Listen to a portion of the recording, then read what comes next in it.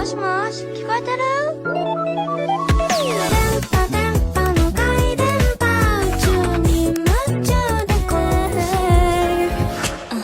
？Midnight to the sunrise, coast down of us. Okay, guys.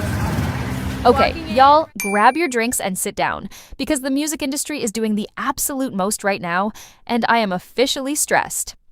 Out of nowhere, corporate giants HYBE and Geffen just unveiled the final lineup for their brand new global girl group, Saint Satine. But if you're sitting there looking at the members thinking, wait, don't they look familiar? Congratulations, your memory is working perfectly, because this isn't exactly a fresh, organic new project.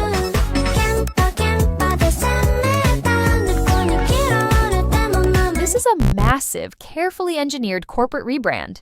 Just a minute ago, they were teasing these exact same girls under the name Prelude. Then, boom. A sudden name change, a survival show finale, and a brand new identity that, honestly, the internet is already tearing to absolute shreds.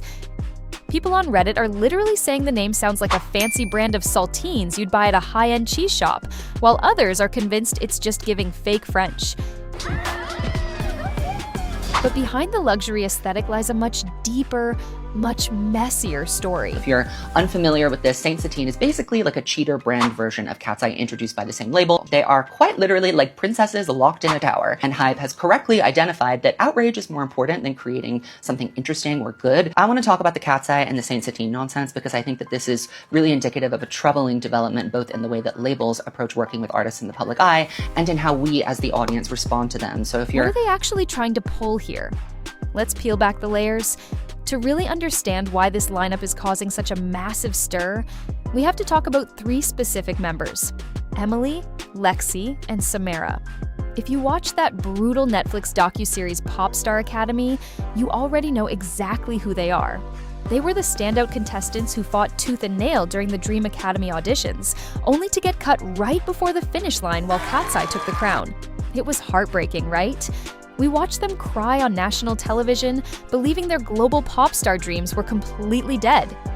Of course I'm sad, like, that was the opportunity of my life, but I know that I did all I could. But surprise! Turns out HYBE had them waiting in the wings the entire time.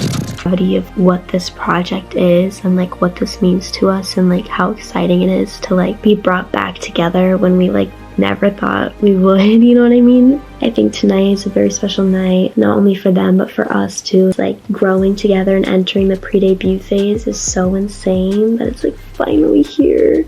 A year later, they're packaged right back together. And look, I love these girls.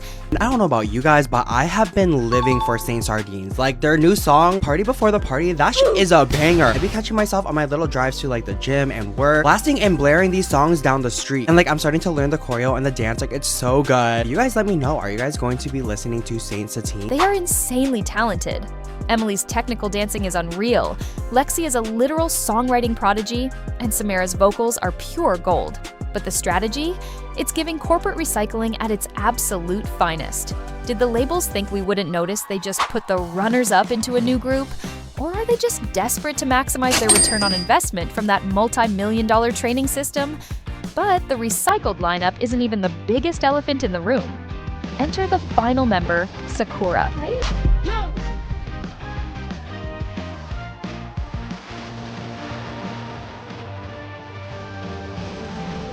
This journey has been long, very long, but at the same time I feel like time just flew by. It felt so far away finding our final piece. Like it's been just the three of us for so long, but now when we were on stage and they announced our final piece, Sakura, my bigger little sister now, I just like all the emotions just like hit me, and it was such an emotional moment because that's what we've been waiting for, and that's when like reality hit. Like this is the start of a new chapter, a huge chapter in all of our lives, and I have such a good feeling. I just want to get started. Like this group is something special. She's from Japan, and she just won her spot through the survival show World Scout, the final piece on HYBE. Sakura.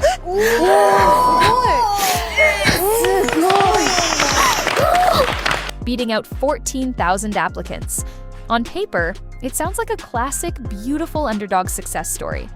But when she stood on that finale stage next to the other girls, the internet went into a total tailspin. Why? Because Sakura is 16 years old, a literal child. Meanwhile, the rest of the group consists of grown women aged 20 and 21. Make it make sense, y'all. The age gap is massive, and it instantly sparked a raging debate online. Is it ethical to throw a 16-year-old minor into a global pop group with adults, especially when the industry has a notorious history of exploiting young performers? Sure, defenders are pointing out that Western stars like Britney Spears or Miley Cyrus started young, and even Katseye has a 16-year-old member. But just because the industry has always done it, does that mean we should just keep accepting it? And then we have the actual music. During the finale, the quartet performed their first official single, Party Before the Party. Oh, party before the party. Yes. And let's be completely real for a second. The track is interesting. Vocally, the distribution is already getting a lot of side eyes.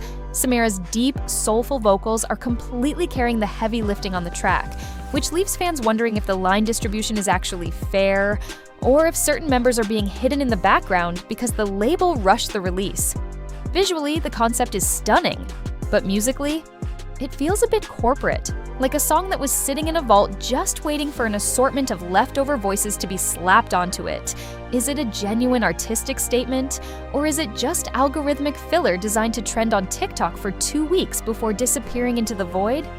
Look, at the end of the day, you have to follow the money to see what's really going on here. HYBE just dropped their Q1 earnings report, and while their revenue is technically up, their executive teams are under massive pressure to secure their next big North American and Japanese assets. They are rolling out an aggressive expansion plan, even launching a brand new internal label called ABD just to focus exclusively on girl group development. Saint Satine isn't just a random creative passion project. They are a high-stakes corporate asset meant to protect profit margins, fulfill a multi-genre global strategy, and keep shareholders happy. So, what's the final verdict? Is Saint Satine a future global powerhouse that's going to redefine the pop landscape, or are they just a symptom of a corporate machine that values streaming metrics over human art? Let me know your thoughts in the comments below. Are you supporting the debut, or are you joining the boycott? Don't forget to like and subscribe. Stay messy, stay hydrated, and I'll see y'all in the next deep dive. Thank you for watching. See you next time. Bye.